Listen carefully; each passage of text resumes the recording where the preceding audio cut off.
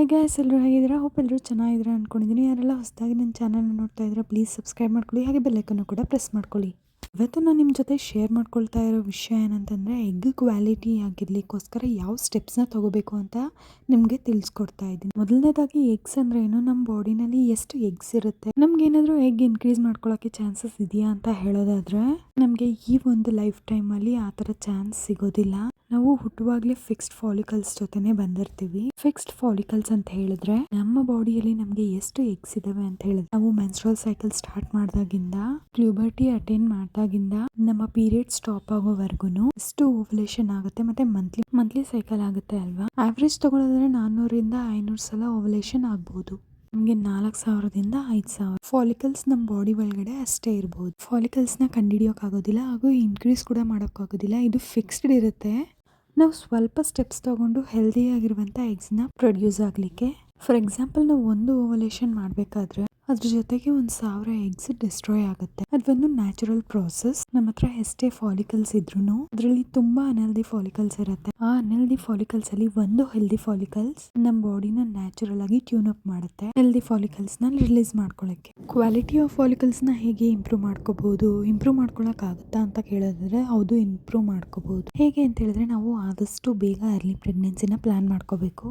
Than 35 years ಒಳಗಡೆ ನಾವು planning ನ ಮಾಡ್ಕೋಬೇಕು. ಆ ಟೈಮಲ್ಲಿ ನಮ್ಮ ಬಾಡಿ ಒಳಗಡೆ ತುಂಬಾ ಹೆಲ್ದಿ ಫಾಲಿಕಲ್ಸ್ ಪ್ರೊಡ್ಯೂಸ್ ಆಗುತ್ತೆ. ನಮ್ಗೆ ಏಜ್ ಆಗ್ತಿದ್ದ ಹಂಗೆ ಅನ್ಹೆಲ್ದಿ ಫಾಲಿಕಲ್, ಕ್ರೋಮೋಸೋಮಲ್ ಡಿಫೆಕ್ಟ್ಸ್ ಇರುವಂತ ಫಾಲಿಕಲ್, ಅದರಿಂದ ನಮ್ಗೆ ಮಿಸ್ಕ್ಯಾರೇಜ್ ಆಗಬಹುದು, ಬೇಬಿಗೆ ಅಬ್ನಾರ್ಮಲಿಟೀಸ್ ಆಗೋದು, ಅದೆಲ್ಲ ನಮ್ಮ ಏಜ್ ಜಾಸ್ತಿ ಆಗ್ತಾ ಇರೋ ಹಾಗೆ ಅದು ಕೂಡ ಜಾಸ್ತಿ ಆಗ್ತಾ ಇರುತ್ತೆ. ಅದರಿಂದ ಪ್ರೆಗ್ನೆನ್ಸಿಗೆ ಪ್ಲಾನ್ ಮಾಡೋರು ಹೆಲ್ದಿ ಪ್ರೆಗ್ನೆನ್ಸಿ ಬೇಕು ಅಂತ ಹೇಳಿದ್ರೆ ಅರ್ಲಿಯಾಗೆ ಪ್ಲಾನ್ ಮಾಡ್ಕೋಬೇಕಾಗುತ್ತೆ. ಫಾರ್ ಎಕ್ಸಾಂಪಲ್, ಬೇಗ ಮದುವೆ ಆಯ್ತು, ಬೇಗನೆ 21-22 ಇಯರ್ಸ್ ಅಲ್ಲೇ ಕನ್ಸೀವ್ ಆದ್ರಿ ಅಂತ ಹೇಳಿದ್ರೆ ತುಂಬಾನೇ ಒಳ್ಳೇದು. ಇಲ್ಲ ಅಂತಂದ್ರೆ ಡೈಲಿ ನಾವು ಮಾಡುವಂತ ಆಕ್ಟಿವಿಟೀಸ್ ಅಲ್ಲಿ ನ್ಯಾಚುರಲ್ ಆಗಿ ಈಕ್ವಾಲಿಟಿನ ಹೇಗೆ ಇಂಪ್ರೂವ್ ಮಾಡ್ಕೊಳ್ಳೋದು ಅಂತ ಹೇಳಿದ್ರೆ, ಫಸ್ಟ್ ಬಾಡಿನ ತುಂಬಾ ಹೈಡ್ರೇಟ್ ಆಗಿ ಇಟ್ಕೋಬೇಕು. ಅಂತ ಹೇಳಿದ್ರೆ ನಾವು ಎಷ್ಟು ಜಾಸ್ತಿ ನೀರನ್ನ ಕುಡಿತೀವೋ ಅಷ್ಟು ಫಾಲಿಕಲ್ಸ್ ತುಂಬಾ ಚೆನ್ನಾಗಿ ಬೆಳೀತವೆ. ಅಂದ್ರೆ ವಾಟರ್ ಡೈರೆಕ್ಟ್ ಆಗಿ ಫಾಲಿಕಲ್ಸ್ ಗೆ ಹೋಗೋದಿಲ್ಲ.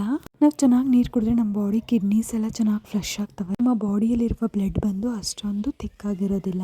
ನಾವು ಚೆನ್ನಾಗಿ ನೀರ್ ಕುಡಿದಾಗ ನಾರ್ಮಲ್ ಕನ್ಸಿಸ್ಟೆನ್ಸಿ ಆಗಿರುತ್ತೆ. ಬ್ಲಡ್ ಚೆನ್ನಾಗಿ ಓವರೀಸ್ಗೆಲ್ಲ ಹೋಗುತ್ತೆ. ಓವರೀಸ್ಗೆ ಬ್ಲಡ್ ಚೆನ್ನಾಗಿ ಹೋದ್ರೆ ಫಾಲಿಕಲ್ಸ್ ಕೂಡ ಚೆನ್ನಾಗಿ ಬೆಳೆಯುತ್ತೆ. ನೀವೇನಾದ್ರೂ ವರ್ಕೌಟ್ ಮಾಡ್ತಾ ಇದಾರೆ ಅಥವಾ ಹೊರಗಡೆ ಓಡೋದು ಜಾಸ್ತಿ ಇದ್ರೆ ನೀವು ಚೆನ್ನಾಗಿ ನೀರ್ ಕುಡಿಬೇಕು. ಇದು ಕೂಡ first step quality of egg ತುಂಬಾ ಚೆನ್ನಾಗಿ ಇಂಪ್ರೂವ್ ಆಗ್ಲಿಕ್ಕೆ. ಸೆಕೆಂಡ್ ಥಿಂಗ್ ಏನು ಅಂತ ಹೇಳಿದ್ರೆ, ನೀವು ಸ್ಟ್ರೆಸ್ ನ ಕಮ್ಮಿ ಮಾಡ್ಕೋಬೇಕು. ತುಂಬಾ ಟೆನ್ಷನ್ ಮಾಡ್ಕೊಳಕ್ಕೆ ಹೋಗ್ಬಾರ್ದು. ನಾವು ಜಾಸ್ತಿ ಸ್ಟ್ರೆಸ್ ತಗೊಂಡಾಗ ಏನಾಗುತ್ತೆ ಅಂತ ಹೇಳಿದ್ರೆ, ನಮ್ಮ ಬಾಡಿ ಮತ್ತೆ ಮೈಂಡ್ ಅದ್ರ ಬಗ್ಗೆನೇ ಯೋಚನೆ ಮಾಡ್ತಾ ಇರುತ್ತೆ. ಸೊ ಅದ್ರ ಬಗ್ಗೆನೇ ಯೋಚನೆ ಮಾಡ್ಬೇಕಾದ್ರೆ ಅನ್ಇಂಪಾರ್ಟೆಂಟ್ ವಿಷಯಗಳಿರುತ್ತಲ್ಲ ನಮ್ಮ ಬಾಡಿ ಒಳಗಡೆ, ಓವಲೇಷನ್ ಆಗೋದ್ ಬಂದು ಲೈಫ್ ಸೇವಿಂಗ್ ಅಲ್ಲ. ನಾವು ಖಂಡಿತ ಮಂತ್ಲಿ ಓವಲೇಷನ್ ಆಗ್ಲೇಬೇಕನ್ನೋದೇನಿಲ್ಲ. ಸೊ ಅದರಿಂದ ನೀವು ತುಂಬಾ ಸ್ಟ್ರೆಸ್ ತಗೊಂಡ್ರೆ ಆ ತಿಂಗಳು ನಿಮ್ಗೆ ಓವಲೇಷನ್ ಆಗದೆ ಇರಬಹುದು. ಡಿಸ್ಟ್ರೆಸ್ ಮಾಡೋದು ಹೇಗೆ ಅಂತ ಹೇಳಿದ್ರೆ, ಚೆನ್ನಾಗಿ ನಿದ್ದೆ ಮಾಡಿ 8 to 9 ಅವರ್ಸ್, ಹಾಗೆ ರಾತ್ರಿ ಹೊತ್ತು ಫೋನ್ ನೋಡೋದನ್ನ ಕಮ್ಮಿ ಮಾಡಿ. ಮೆಡಿಟೇಷನ್ ಅಂಡ್ ಯೋಗ ಈ ಎರಡು ತುಂಬಾನೇ ಹೆಲ್ಪ್ ಮಾಡುತ್ತೆ ಬಾಡಿನ ಡಿಸ್ಟ್ರೆಸ್ ಮಾಡೋದಿಕ್ಕೆ. ಯೋಗ ಮತ್ತೆ ಮೆಡಿಟೇಷನ್ ಮಾಡೋದಿಕ್ಕೆ ಎಕ್ಸ್ಟ್ರಾ ಎಕ್ವಿಪ್ಮೆಂಟ್ಸ್ ಬೇಕು ಅನ್ನೋದೇನು ಇಲ್ಲ. ಜಸ್ಟ್ ನೀವು ಬೆಳಗ್ಗೆ ಎದ್ದ ತಕ್ಷಣ ಸ್ಟಾರ್ಟ್ ಮಾಡಿ ನಿಧಾನಕ್ಕೆ ಬ್ರೀತಿಂಗ್ ಎಕ್ಸರ್ಸೈಸ್ ಮಾಡೋದು, ಆಮೇಲೆ ಹೋಗ್ತಾ ಅದೇ ಕಂಟಿನ್ಯೂ ಆಗುತ್ತೆ.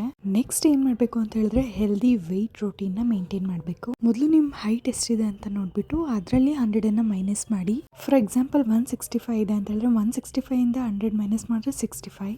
ನೀವು ಹೈಟ್ ನೋಡಿ ನಿಮ್ ವೆಯ್ಟ್ ಎಷ್ಟಿದೆ ಅಂತ ವೆಯ್ಟ್ ಮ್ಯಾನೇಜ್ ಮಾಡ್ಕೋಬಹುದು. ನಿಮ್ಮ ಐಡಿಯಲ್ ಬಾಡಿ ವೆಯ್ಟ್ ಬಂದು 65 ಇರಬೇಕು. ಆದಷ್ಟು ನೀವು ಐಡಿಯಲ್ ಬಾಡಿ ವೆಯ್ಟ್ ನ ಮೇಂಟೈನ್ ಮಾಡಕ್ಕೆ ಟ್ರೈ ಮಾಡಿ. ಹೇಗೆ ಸಿಗುತ್ತೆ ಅಂತ ಹೇಳಿದ್ರೆ, ಹೆಲ್ದಿ ಡಯಟ್ ಮಾಡಬೇಕು, ಹಾಗೆ ರೆಗ್ಯುಲರ್ ಎಕ್ಸರ್ಸೈಸ್ ನ ಮಾಡಬೇಕು. ಇದು ತುಂಬಾನೇ ಇಂಪಾರ್ಟೆಂಟ್. ನಾವು ಎಗ್ ಕ್ವಾಲಿಟಿನ ಇಂಪ್ರೂವ್ ಮಾಡ್ಕೋಬೇಕಂತಂದ್ರೆ ಏನು ಮ್ಯಾಜಿಕ್ ಇಲ್ಲ ಅಥವಾ ಜ್ಯೂಸ್ ಇಲ್ಲ. ನಾವು ಹೆಲ್ದಿ ಡಯಟ್ ನ ಫಾಲೋ ಮಾಡಬೇಕಾಗುತ್ತೆ, ಹಾಗೆ ಎಕ್ಸರ್ಸೈಸ್ ನ ಮಾಡಬೇಕಾಗುತ್ತೆ. ನಾವು ಎಷ್ಟು ಹೆಲ್ದಿ ಆಗಿರ್ತೀವೋ ಹಾಗೆ ನಮ್ಮ ಬಾಡಿಯಲ್ಲಿರೋ ಎಗ್ಸ್ ಕೂಡ ಹೆಲ್ದಿ ಆಗಿರುತ್ತೆ. ನೆಕ್ಸ್ಟ್ ಲಾಸ್ಟ್ ಆಪ್ಷನ್ ಬಂದ್ಬಿಟ್ಟು ಡಾಕ್ಟರ್ ನ ಕನ್ಸಲ್ಟ್ ಮಾಡಿ ಸಪ್ಲಿಮೆಂಟ್ಸ್ ನ ತಗೊಳ್ಳೋದು. ತುಂಬಾ ಜನ ಸಪ್ಲಿಮೆಂಟ್ಸ್ ತಗೊಂಡ್ರೆ ಏನಾದ್ರು ಎಫೆಕ್ಟ್ ಆಗುತ್ತೆ ಅಂತ ತಗೊಳ್ಳೋದೇ ಇಲ್ಲ. ಬಟ್ ಪ್ರೆಗ್ನೆನ್ಸಿಗೆ ಪ್ಲಾನ್ ಮಾಡೋರು DHA ಅಂದ್ರೆ ಫಿಶ್ ಆಯಿಲ್, ಅದರಲ್ಲಿ ತುಂಬಾ ಬ್ರ್ಯಾಂಡ್ಸ್ ಗಳಿದಾವೆ. ಅದನ್ನ ನಿಮ್ ಡಾಕ್ಟರ್ಗೆ ಕನ್ಸಲ್ಟ್ ಮಾಡಿ ಸ್ಪೆಸಿಫಿಕ್ ಆಗಿ ಯಾವ್ದು ತಗೊಳ್ಬೇಕು ಅಂತ ಹೇಳ್ತಾರೆ. ಫಿಶ್ ಆಯಿಲ್ 1000 mg ಅಥವಾ 1500 mg ಎವ್ರಿ ಡೇ ತಗೊಳ್ಳಿ. Coenzyme 10 ಅಂತಿದೆ, ಅದು ಕೂಡ ಕ್ವಾಲಿಟಿ ಆಫ್ ದ ಎಗ್ಸ್ ಮತ್ತೆ ಆಕ್ಸಿಡೆಂಟ್ ನ ಪ್ರೊಡ್ಯೂಸ್ ಮಾಡುತ್ತೆ. ಇವೆಲ್ಲ ಸೇರ್ಕೊಂಡು ಕ್ವಾಲಿಟಿ ಆಫ್ ದ ಎಗ್ ನ ಇಂಪ್ರೂವ್ ಮಾಡುತ್ತೆ. DHA ಮತ್ತೆ Coenzyme Q ಎರಡು ಕಾಂಪೊನೆಂಟ್ಸ್ ಇರೋ ಸಪ್ಲಿಮೆಂಟ್ಸ್ ನ ತಗೊಂಡ್ರೆ ಅದು ಕೂಡ ನಿಮ್ ಕ್ವಾಲಿಟಿ ಆಫ್ ಎಗ್ ನ ಇಂಪ್ರೂವ್ ಮಾಡುತ್ತೆ. ನೋಡಿ, ಎಷ್ಟೇನೆ ಫಾಲೋ ಮಾಡಬೇಕಾಗಿರೋದು. ನನಗೆ ಗೊತ್ತಿರೋ ಇನ್ಫಾರ್ಮೇಶನ್ ನಾನು ನಿಮಗೆ ತಿಳಿಸಿದ್ದೀನಿ. ಐ ಹೋಪ್ ವಿಡಿಯೋ ನಿಮಗೆ ತುಂಬಾ ಯೂಸ್ಫುಲ್ ಆಗಿದೆ ಅನ್ಕೊಂಡಿದ್ದೀನಿ. ಅದೇ ತರ ಇನ್ನಷ್ಟು ಯೂಸ್ಫುಲ್ ವಿಡಿಯೋಸ್ಗಾಗಿ ನನ್ನ ಚಾನಲ್ನ ಸಬ್ಸ್ಕ್ರೈಬ್ ಮಾಡೋದನ್ನ ಮರಿಬೇಡಿ. Thank you so much for watching.